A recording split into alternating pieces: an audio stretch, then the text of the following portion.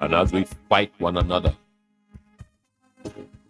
power and the glory, Jah goes with this. We the people want to know just where we're going. Right now, we hands are tied behind the backs, while certain people give on button. Where do we stand? We have to part not to really know just how we're getting there. And if we're getting anything, we have too much to take not to know range of possibility and changeability.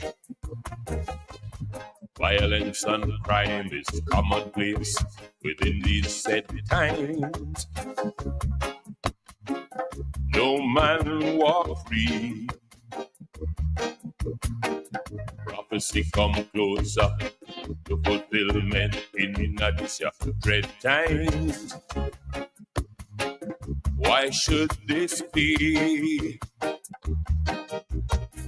And as we fight one another with the power and the glory, the kingdom goes to waste. Every drop of blood we taste. Happy we own this race, yeah. Happy we own this race. Can't build no foundation for a if and a but. Are we building a nation or are we building a hut? And every time you ask the song, old friend, you hear say just last night. He meet that side, and if you talk too loud, and if you walk too proud, watch where you lay your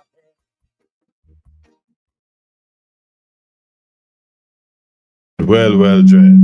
And so that is how we get started this evening on the Jamaica Mix. It's a brand new year. It's an election year. And boy, at the rate how things are going, one have to ask yourself if we're actually in the election already. I mean, election is always an exciting time. Thank God we have come a long way as Jamaicans from the point where Jamaicans used to destroy each other physically, take people's life over foolishness, election, and politicians.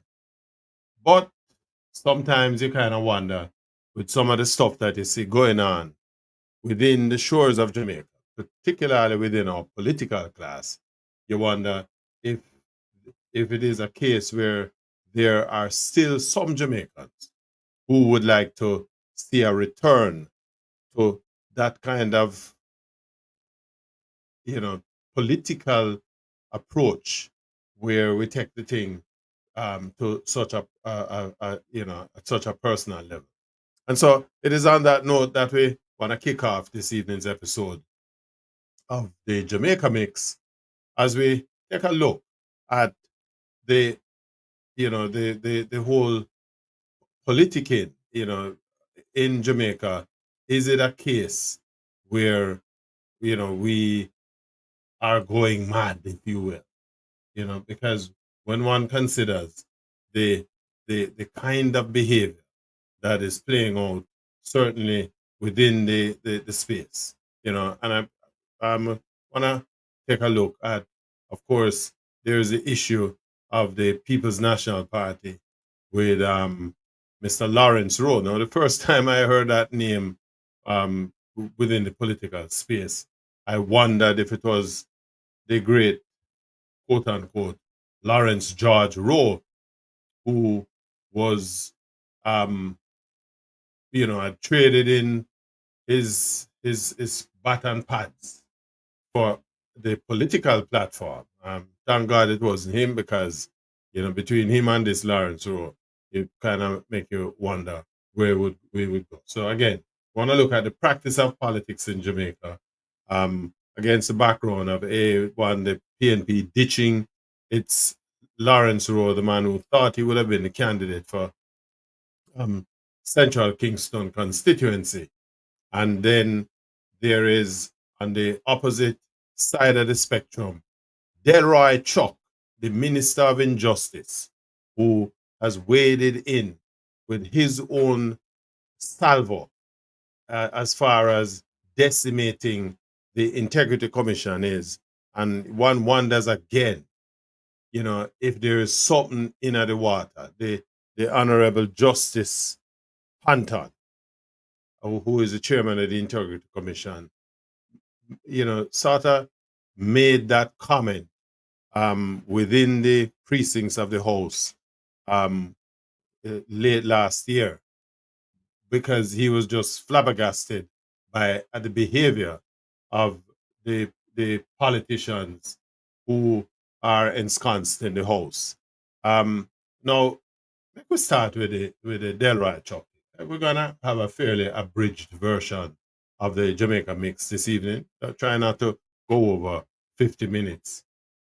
And so, the Integrity Commission has been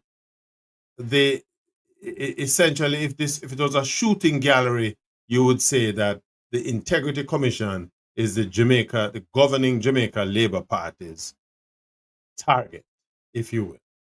And it appears that from a political and electoral standpoint, their primary objective is to keep this entity within their crosshairs, if you will, in order to make an election point. In other words, I call it, the art of political deflection, because there are multiple different issues at play within the Jamaican space that warrants, in my opinion, far more attention of our legislators. And so we want to step back. The Integrity Commission, in the context of its formation,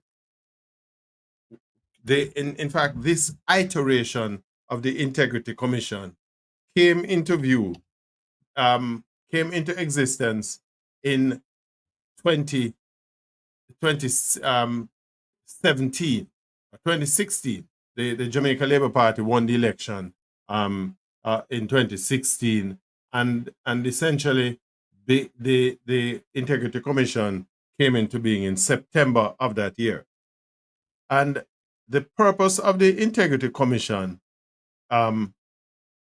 is essentially to combat corruption through the development, implementation, and enforcement of the anti-corruption legislation passed in the House of Representatives. Now, one of the tools of the Integrity Commission, apart from, in terms of ensuring the delivery, the delivery against the objectives under which they were set up, is to keep the people who put themselves up to serve the people of Jamaica, to keep them honest.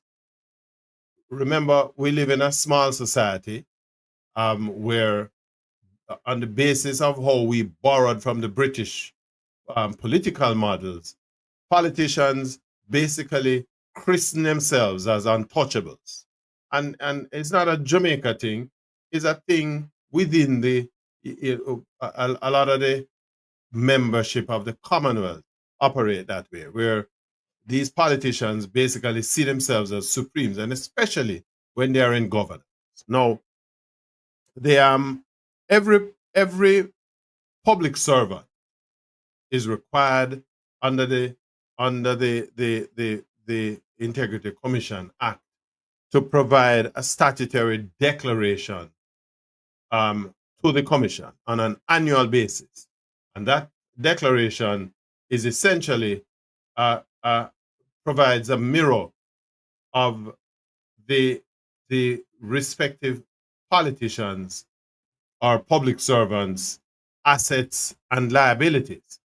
And if you're in a household where certainly you have wife and children, that domestic household basically it becomes part of the reporting, the target of the reporting. So um, you know, remember you chose as a elected official or as a Jamaican to go and represent your constituents as an elected official, and just basic common sense, as far as I'm concerned, dictates that as a public servant, a servant of the people, it is important that your own financial affairs is reported to the people, or any change in those financial affairs have to be reported to the people. And the Integrity Commission essentially functions as a conduit through which this is done. Remember, this iteration of the Integrity Commission, as I said before, came into existence in 20 well, it essentially came into existence in September of 2016. And so uh, um, the on the basis of which their job, every member must provide the statutory declaration. If there's a change in your position, whether you win the lotto, you get some deadlift money, whatever it is, you need to demonstrate that your standard and quality of living, any change in that, you need to match that with a report of the income, where the income that is supporting that change in your financial position comes from. That is a reasonable ask to make. And remember, this is the current administration, current Jamaica Labour Party administration put this in place at that time.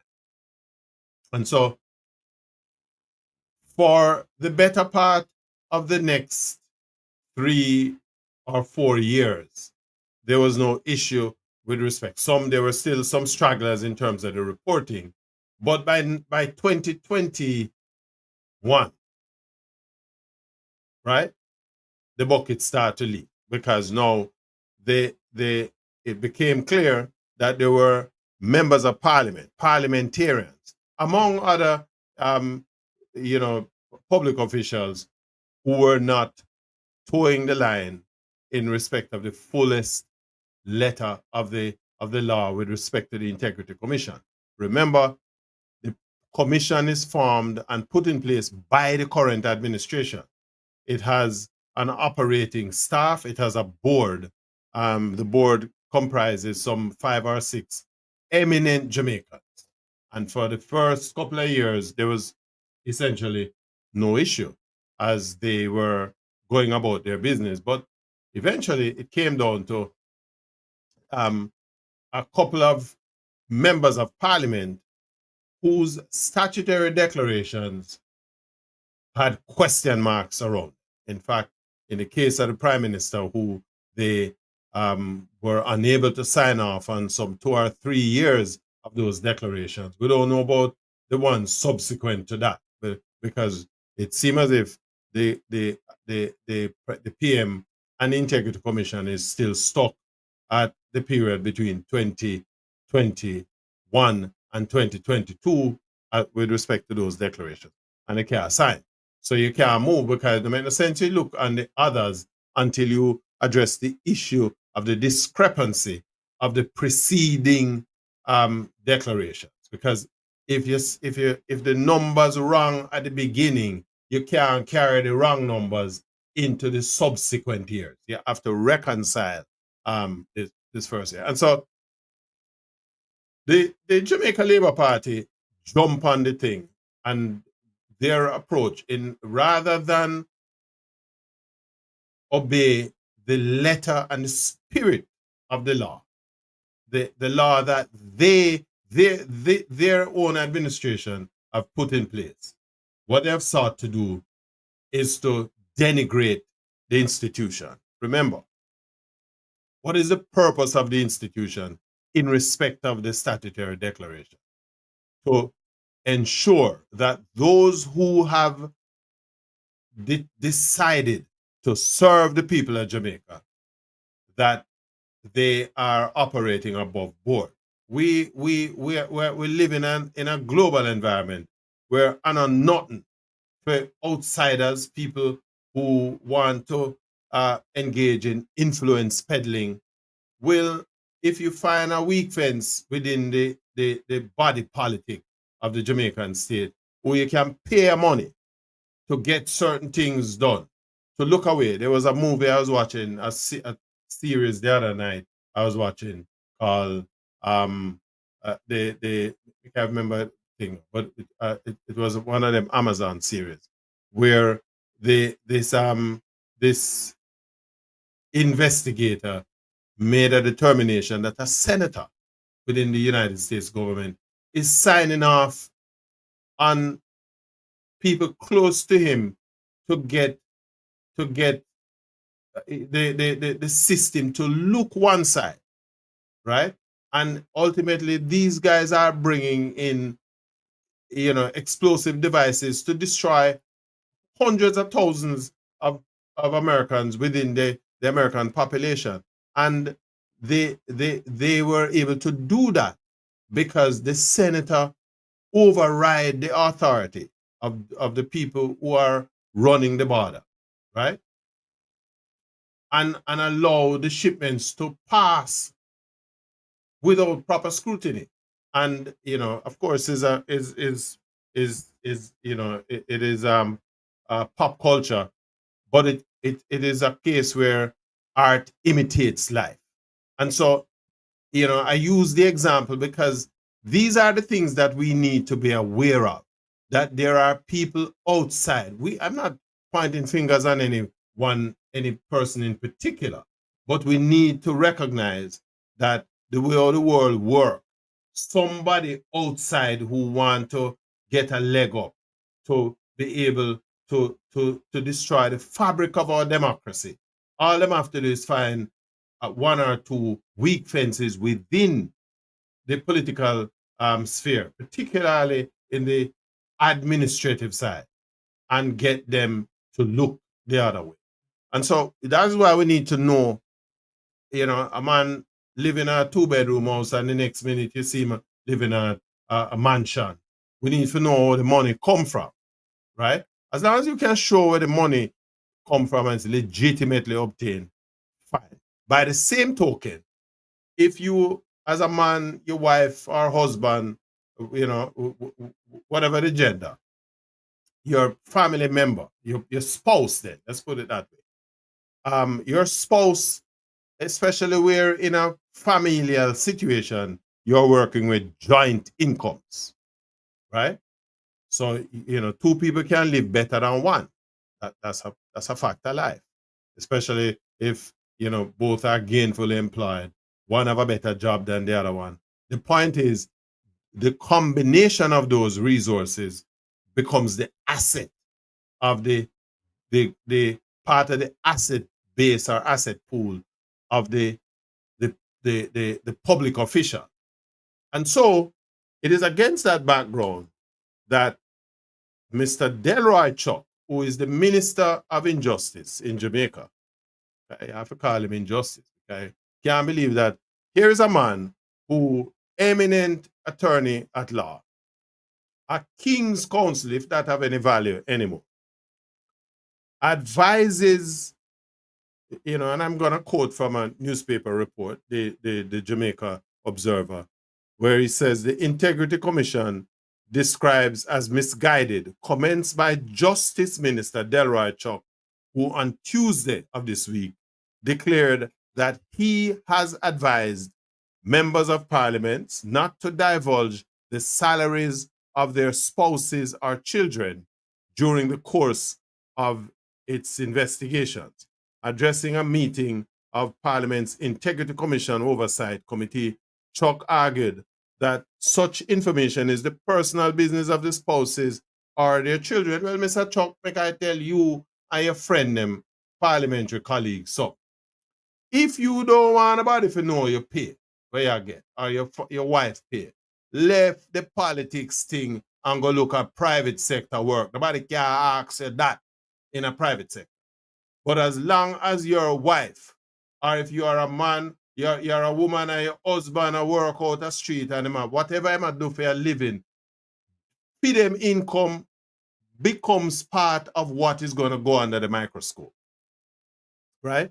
If you don't want nobody to point finger upon you and call out your business out a road and whatever, left the political work. This business and Jamaica people, we need to speak with one voice, because what now in Jamaica is if you're a labor right, you don't see nothing wrong with what go on. And if you're PNP, you're gonna tear down the thing because a labor right do it. We need to speak with one voice, because it is only when we ensure that our country is operating above board within the spirit and the letter of the law, right, that we're gonna get anywhere. Jamaica, for all of the talent that the country possesses, for all of the gifts that we have been blessed with, right? We are languish at the bottom of the development pool. Jamaica barely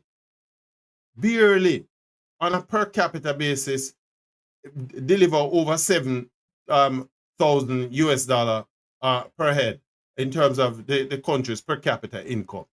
And the reason behind that is because we cannot agree on a developmental model or approach model on which all Jamaicans can see themselves. There is a saying, a rising tide raises all boats. Why can't we as a country, regardless of your politics, right? I mean, it no matter, if you want with JLP or PNP, you're first and foremost, you're a Jamaican. And it's time that as Jamaicans, we all come together to the one common understanding that as long as we continue to pull against each other, we ain't going a damn place. We ain't going nowhere, right? We are not going anywhere, and we are not going anywhere very quickly. We have to, as a country, recognize. Now, these guys, Chuck is a man who is a past student of my alma mater, Kingston College. A man who, within the KC circles, we would want to deem as an eminent individual, a man of scholarship and knowledge. But you sound like an absolute buffoon in respect of this kind of comment. And you, as one of the key figures in the justice system, the arm that is one of the most important arms in terms of the delivery of justice, law and order, and justice in our country. And listen to the bullshit that he is advising his parliamentary colleagues not to do. Right? And then he goes on. Why is the Integrity Commission asking members to indicate the salaries of their spouse and sometimes their children? I don't know if this is something that is approved. You must be an absolute ninny. You were part of the discussion of the elements of the different pieces of legislation that brought the commission into existence, right? And so, we need to understand that we can't continue like this, right? We as a country, we have to do better than this, right? It has nothing to do with whether you're PNP or a JLP, right? Essentially, if you run a good political administration and you do the things, you follow the spirit and the letter of the law, that is redounds to building the kind of platform and core on which all of us as Jamaicans can be proud of. You don't have to worry about the results at any upcoming election. There's no need for you to do that because your work speak for you, right? You cannot then turn around and a man broke the traffic light and the police hold him and pull him over and then palm the police $5,000 and the police walk away and don't charge it. There is very little difference between that and when Mr. Chuck is encouraging. The reality that we need to come to terms with Jamaica is that the country can't operate like that. And when people who are supposed to know better, Chuck has been a politician from the first bag of cement drop. He has been in the Jamaica Labour Party from the first bag of cement drop to build the Jamaica Labour Party. So he's not a man who don't know any better, right? So why do you dive down to this bucket of bullshit with this kind of advice? Is this the kind of politics is this the way of the future? So why don't we then just abandon all of the legislative process? No law in Jamaica. Because if the prime minister or the minister of whatever a thief the country money or the country resources, you can't lock him up because he's a politician and you can't touch it. Might as well go down the road there. Might as well one day at this rate, we just get up one day, we say, you know what, just like what Trump planned for the OPEA, we now have no more election because I am going to be the leader for life. And so all of these guys who are on the governing side, unless them dead, them now going, we now replace them. I mean, really? People, we have to do better than this. And, you know, those who are the cheerleaders for the PNP and the JLP, whoever it is, we have to stop in our tracks and come to the realization that a one Jamaica we have, you know, one Jamaica, right? None of them man can live forever, you know. And so one of the role that you play as a parliamentarian, as a member of the political class, is to steer the Jamaica, the ship SS Jamaica, in a positive direction, right? The objective of governance is to ensure that the country is making the best use of its resources. That no man not peel off nothing for give him friend who nobody never vote for or not do no work for this thing. But because him have a friend who have a little clout and can peel off something and give them, right? As Candy Max says, corruption is so ingrained in our culture, it is now the norm for most of the masses. You are absolutely correct, right? But it does not have to be like that. And so, you know, until, I guess, unless one of these days we wake up and those who are there to, who set the laws, who are there to enforce the laws, are prepared to enforce the laws against those who break it, even if they are the ones who originally made those laws in the first place. That is the conversation that Jamaica people are not having. What we are having is a JLP and a PNP conversation. And so if my man is a PNP man or my man is that me a back, it have nothing to do with right or wrong. And Jamaican deserve, at this point in our existence, we have to deal with what is right versus what is wrong. It can't be sectarian, right? It can't be based on political preference. It have to be based on the principles, the fundamental principles that anchor all of us as Jamaicans, that ensures that all of us will have the same opportunities, or at least the same chance to maximize the opportunities that are presented to all of us. That's what it has to be, right? Nobody is, if Mr. Chuck and his colleagues, any one of them, don't want to be subject to the rigors and then the examinations or the tests provided by the Integrity Commission, don't go into politics, right? Because if you're in politics, nobody can ask you them kind of question, you know.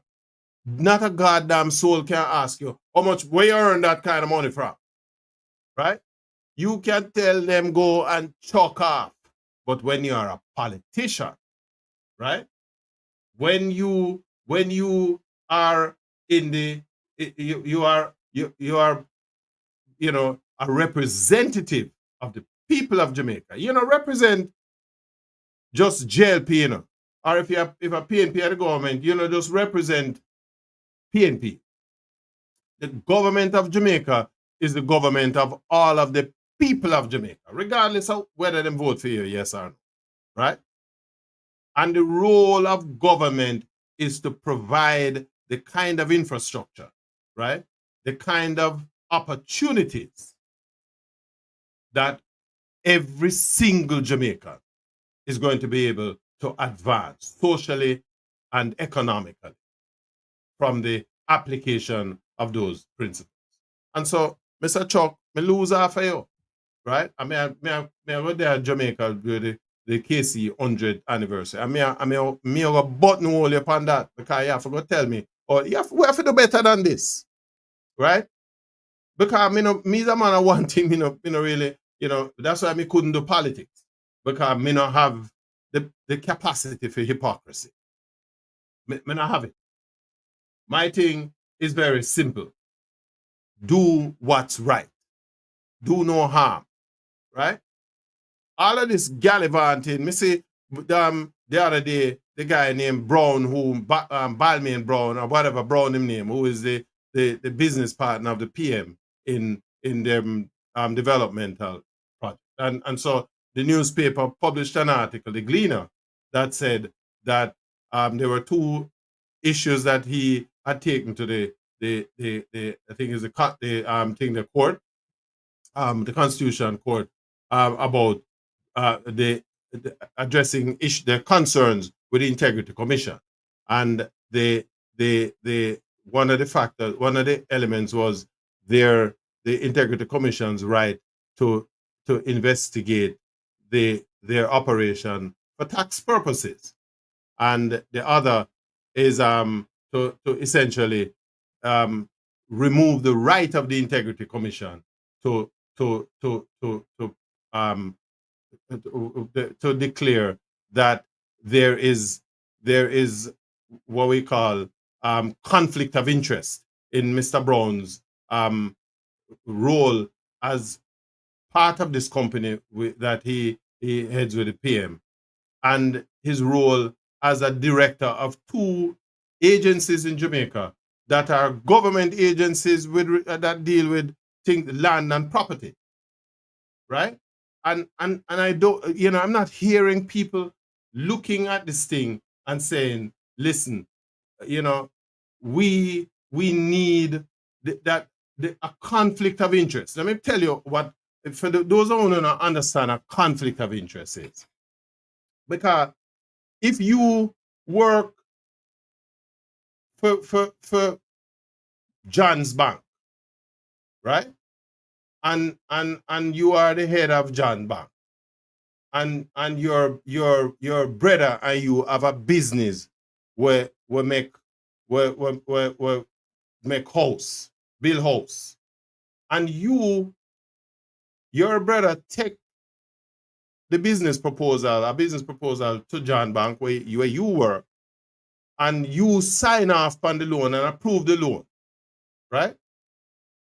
That is a conflict of interest.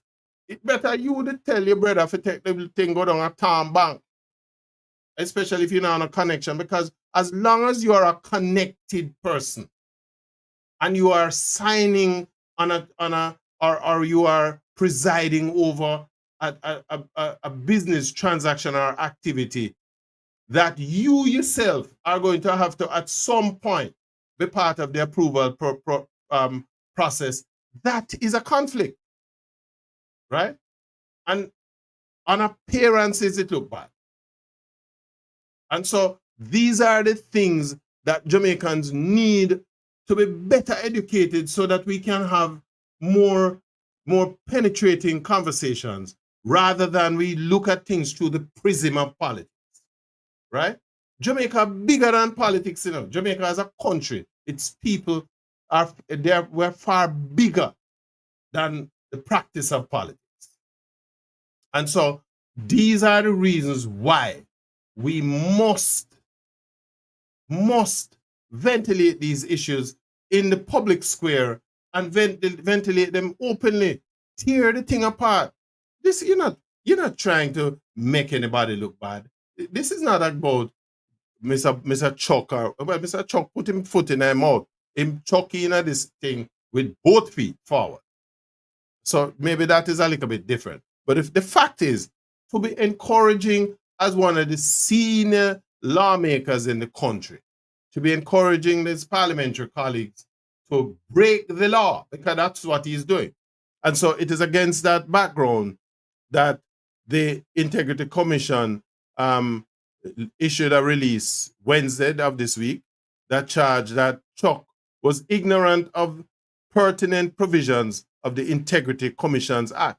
The Integrity Commission noted that sections 39 and 40 of the Integrity Commission Act imposes specific obligations that are related to the filing of statutory declarations and public officials, and section 39 subsection 1 states, subject to the provision of this act, every person who on or after the appointed day is a parliamentarian or public official shall submit to the Director of Information and Complaints a statutory declaration of his assets and liabilities and his income in the form set out in the third schedule, the IC note. It pointed out that the third schedule specifically requires information regarding the particulars of income from all sources of the declarant, spouse, and the children, including perquisites such as housing, entertainment allowances, rentals, etc. Bottom line is, anywhere you earn the money, you have to show it. If you don't want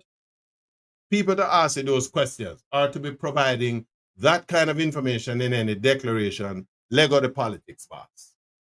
Let go the public position and go in a private sector where nobody can ask you them kind of question. Right? Right? Lego the thing. Now, let me tell you, Mr. G. Roy, me know this. We don't come here for discuss and decry people's name. That is not my practice. I have had the benefit of an excellent education and whole heap of years of experience. So, but come off of my page with the foolishness, right? We what we love is this. We love the issue of we only because it's politics that favors us and our friends. My philosophy is very simple, if you broke the law and you end up in prison, go to prison, right? And because if you do the crime, you must be prepared to do the time, right?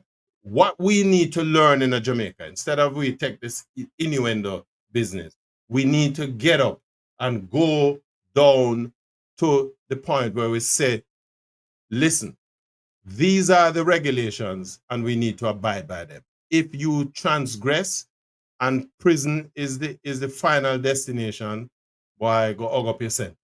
Me, I couldn't care less, right? And if you are my brother, my family, whatever it is, I can't promise you that I'm going to come and look for you in a jail, but you're going to go and hug that up, right? What me want, and me believe that most Jamaicans want, is accountability, right? If you are willing to be accountable, then you can then fine, go in politics. Because you have agreed, accepted that you have to provide that transparency. And most of these guys who are in the political space, them also need to start to look around, because you're a set example for the young people who are coming, right?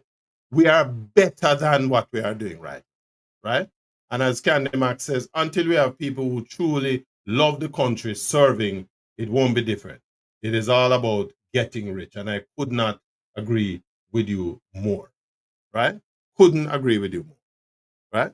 So, let me hear what you guys think. If you're on the YouTube channel, put your let's hear.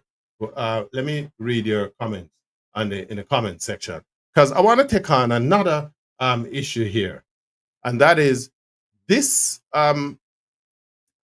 this past week we have seen a number of instances where schools are turning back kids because them are wear afro. Them have some of the youth them.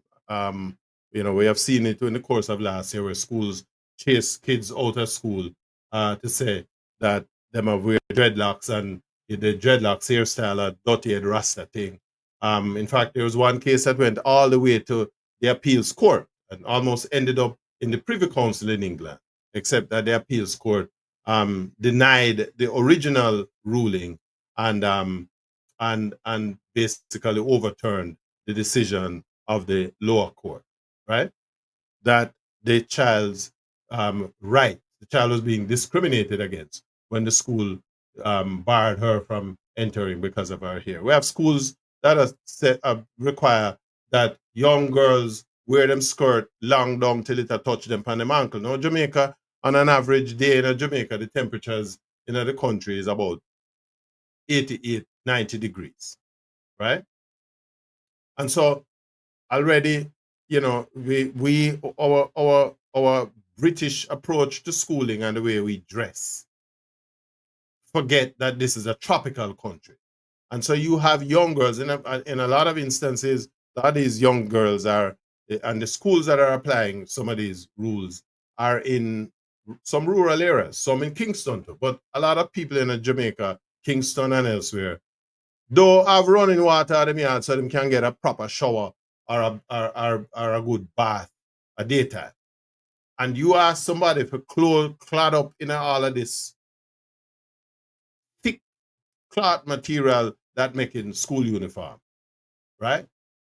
That is some of the most backward thinking that I've ever seen, right? It is important that the people who are on the boards of these secondary schools, the people who are part of the core of the teachers and administrators of these schools, remember that for a majority of Jamaican children, right? For a majority of Jamaican children, school is a veritable daycare center. Parents are sending their children. We would have hoped that them sending them there to get an education. And while that is true for a majority of parents, right? They send their children to school, and at least they know that between 7:30 a morning time and possibly 3 o'clock in the evening, if they don't have no extracurricular activities, they know where those children are, right? They are in an environment where they are under adult supervision, right? And so when a school decides to send a child home, you are basically opening that child up to untold evils, right? Because if the child is at home, then they are going to become accessible by the undesirables. And so just, common sense say, we have to find a different way, right? When I was a youngster, just like how you see me head say, my father would make sure say you get a trim like that, almost once a month. So you had bald down, so you don't have to worry about it for another 30 days. And so that was acceptable. Today, the youth them look on things different. Here, a young person's hair is just part of them personality, who they are, right? Here, no stop nobody from learning at school. Whether them have enough hair or them have a little bit of hair. That no stop them from learning at school. What we need to be focused on, right? What we need to focus on is the quality of the education that we're delivering to these kids, and to create the kind of environment that encourages these youngsters to come to school, right? I'm not saying that we mustn't be pursuing an acceptable grooming policy. But I hear Dr. Dana Morrison Dixon, who is now the new Minister of Education, articulate. Somebody posed a question to her at one of these cabinet briefings, and she gave a litany in terms of her expression, but she never answered the question. She talked about uh, a policy that is being drafted and circulated, but nothing is spoken of how do we deal with the current issues where schools are sending kids home, right? We have to address the realities of our current existence. Yes, indiscipline is a big problem in Jamaica, but you can't fight, you can't use a bazooka to kill a mosquito. You can't do that, right? What we need to do is demonstrate greater understanding. We have to understand too that the way all these youngsters look, the lens through which they see things is different from the lens we operated with when we were young people, right? I was a cadet at KC, and by the time I got to third form, I had a desire to grow my hair because it was in the 70s when the soul boy hairstyle, right? And so, but you have to pick, you have to choose which direction you want to go, right? It wasn't as aggressive and as invasive as today. And today we have the benefit of this, this ubiquitous technology, which is transferring the cultural values from all over the world right into the spaces of these youngsters.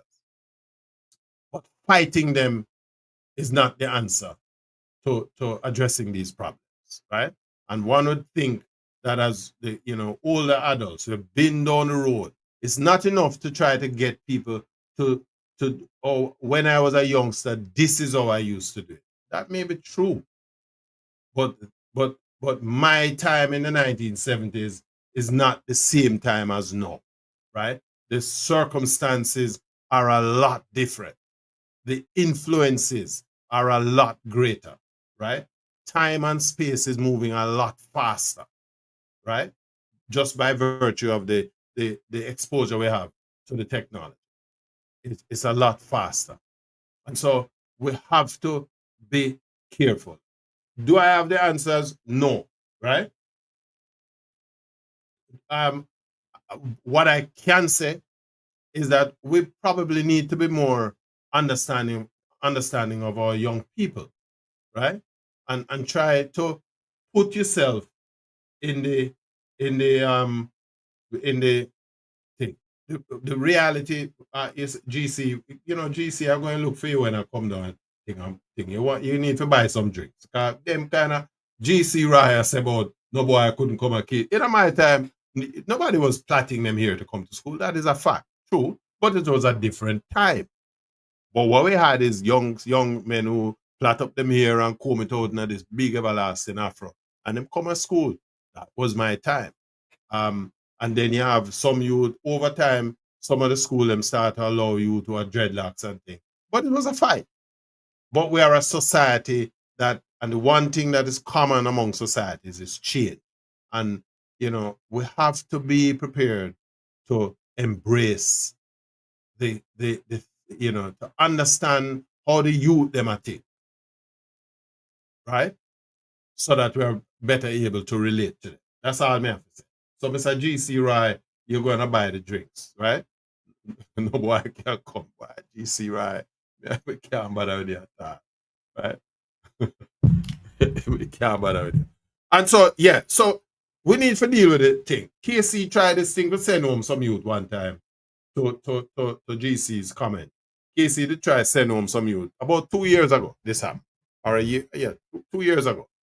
And it became a major source of distress among the KC alumni, the alumni association, and the parents, because KC have a very active parent teachers association, and I think the matter was addressed there. The old boys association got involved, and the school backed away from from this kind of position. They must have worked out some compromises. Me not tell a man say, me will never tell you that you must not cut your hair, right? What we all do, we need to find a common ground where we understand what the deportment standards are, and they must be universally accepted. Young people still need to recognize that you're coming into a learning institution, that you are going to have to follow certain rules. But the rules them can't be archaic and like you're a prisoner. We have to do better than that. Because once we start to impose on the freedom of these young people and the freedom of expression, we are making dangerous steps. The last thing I want to take on this evening is the PNP thing. And Mr. GC Rice, so I come back on the politics, right? Now, this youth, Lawrence Rowe, as I said at the beginning of the thing, is basically functioning as a caretaker candidate down at Central Kingston. Now, I have a big problem with Central Kingston from a long, long time because Ronnie Thwaites has been the MP for Central Kingston for over 21 years. And me have come round a motor sales to service my car one day and buck up people on the sidewalk up in one of them little lane there. I bathe on the sidewalk over a pipe I run out over the street, right? And I'm saying, how can we, in the year of our Lord, 2020, well, I think it was 2090,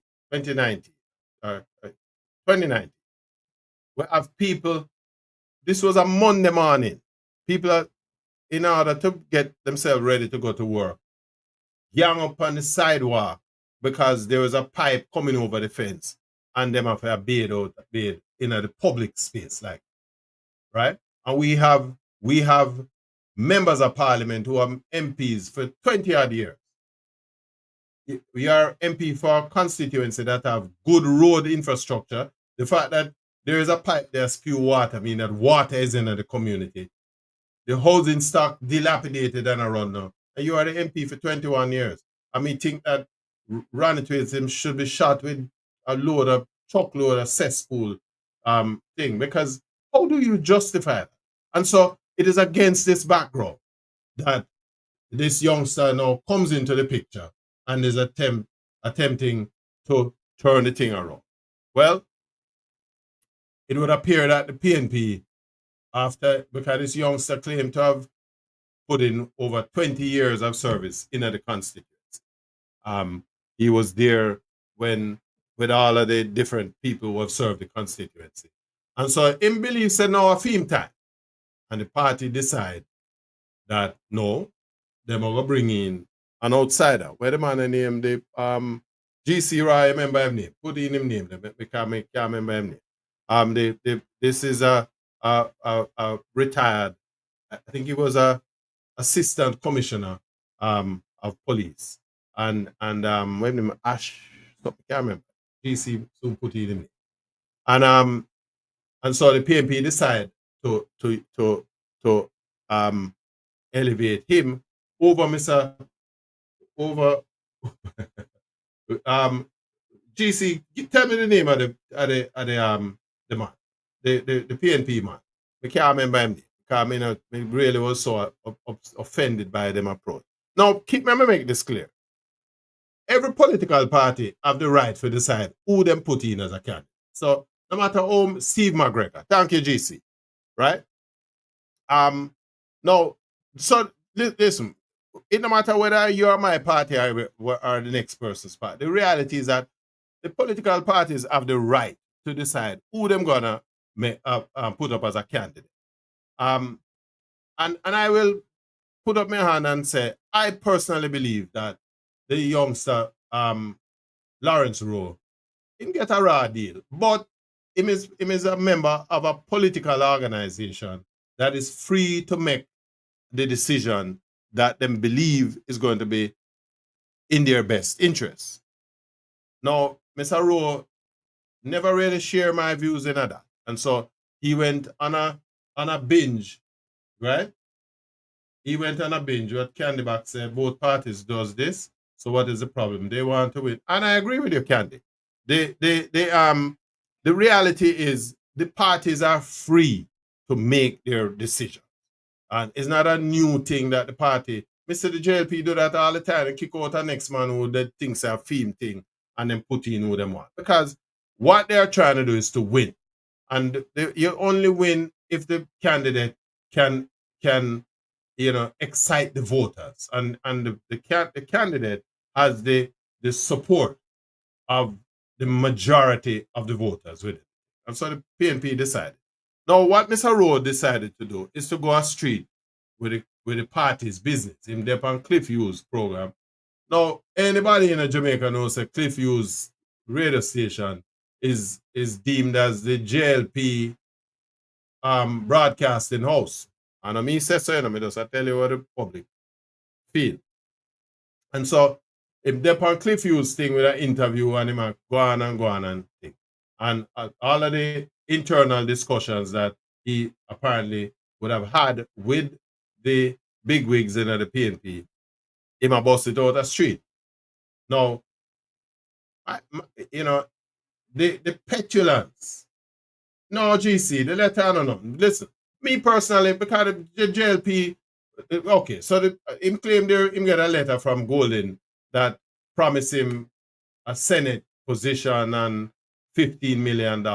Their money there and a government and the taxpayers' money, a PNP money, whatever them thing. And if they want, because the JLP did that with Derek Smith's son. When Derek vacated the seat in a West St. St. Andrew, what he did is that he vacated with the understanding that his son would have inherited the seat. And Mr. Holness, who is the leader of the party, decided that he needed a minister of finance and that Clark was the best man. And so they sidelined young Smith, right? But they gave him a contract, a catering contract in his private capacity that was worth $2 billion. That's no secret. That's public information, right? So the JLP is not any different. And so the PNP want to offer my boy, my thing with him, as Candy Max said, committed political suicide. If him think the 15 million where them offer him was little bit, go negotiate that, right? And go negotiate it quietly and step aside, right? Because the party, that's how politics work. And so if there, may understand that there are some other reasons, but it don't really matter what the reasons are. The reality is that the party makes the decision as to who them want to have as a candidate. And if that is the decision that them want, that say, you, Mr. Rowe, you can't be the candidate, right? But we're going to give you some little thing to work with, right? But the Senate, look, listen, any kind of person can. I just nowadays them put. But the youth have it's not a question, GC, that him not qualified to run. The party want to win the seat and then believe that your boy Steve McGregor is a better candidate at the electoral level. That's how them think. And them free for do that. Me personally, I have my little issue, but me not disagree with it, right? Initially, me was a little taken aback by it. But the reality is that that's how politics work. As Candy Max say, both parties do it. What is the problem? So, and me see the man and boss it, Cliff Hughes, scandal in a PNP. Scandal wish back. Come on.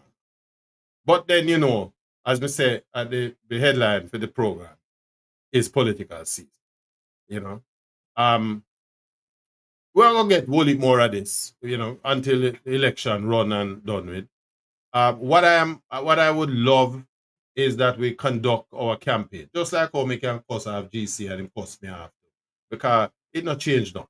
We not I know nothing personal, right? We want to continue these discussions in the spirit that it is meant. The argy bargy, you give me your thing and me defend my position. And that's how politics supposed to, right? The Candymark said, Who want to deal with him now? Now that them say, oh man, I am going to, let me not read that more of that. But seriously, he committed political suicide. And, for all of the 20 odd years he has been in politics, what it said to me is that he has not learned anything. There is this thing in politics about collective responsibility. I don't subscribe to that, which is the reason why, because if I'm not going to sign on a program that I know is wrong in my heart, right? But because the party said we must do this, I'm going to agree with it. That's never going to happen. And so for those reasons, your boy will never be in a politics because me don't do them kind of thing, right? My integrity is not for sale. And no matter how much money you present, because guess what, you can't carry that with you. I mean, at my age, most of my life is behind me. There are more years behind me than what me know me have in front of me. So them things are right. Right? What we need to do is, we need to let us have these more of these. And I promise you, we're gonna have these discussions throughout the period right into election. And but we now tear down the body because that is not the objective. We want to, let us. I'm gonna want everybody. GC, may I invite you to come on the thing more, but you have to come with the facts, not come with no ray thing, right? And make we have some strident discussions. Let us discuss policy. Let us discuss approaches, right? And let us make the comparisons. And then what we're doing is we help inform the electorate. May I encourage everybody in Jamaica who have a vote, use it. It don't make no sense. So many people lose them life, right? It don't make no sense. There are so many thousands of Jamaicans have lost their lives so that those of you who are here now can vote. Go out and exercise the vote. It no matter who you vote for, vote. And make when them done vote, the job of counting rough because all of the people them turn out. There are 1.96 million Jamaican names upon the voters list, right? And we need to exercise that franchise. I don't care who you voted for, right? It no matter who your political preference, because at the end of the day, here's the one thing that we know all the way at Jamaicans, right? And so against that background, I want us to, let us encourage, if you know the candidate, them good, tell them, say, listen, let's have rigorous,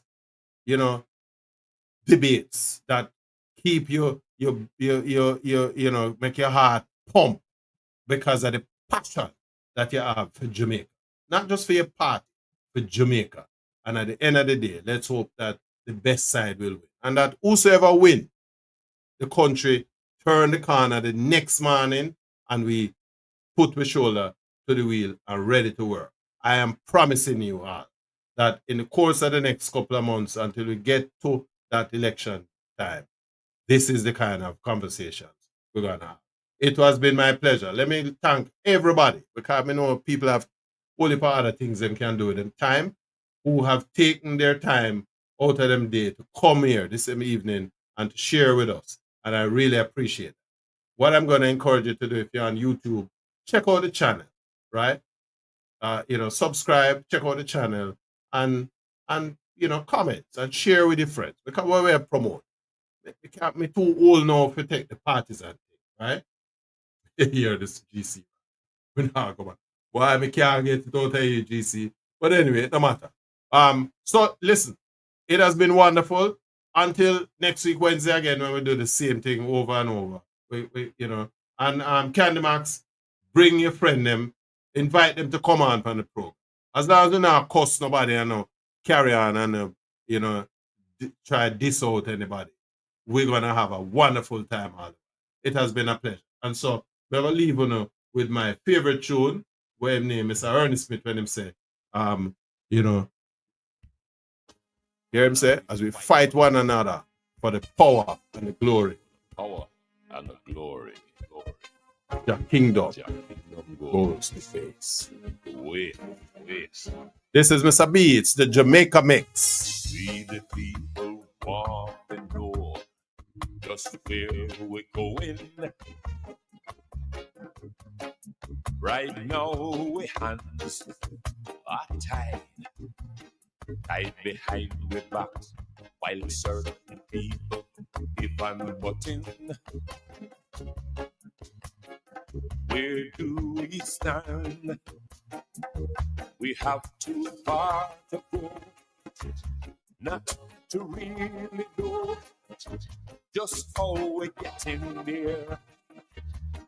And if we're getting anywhere, we have too much to feel, not to know the range of possibility and changeability.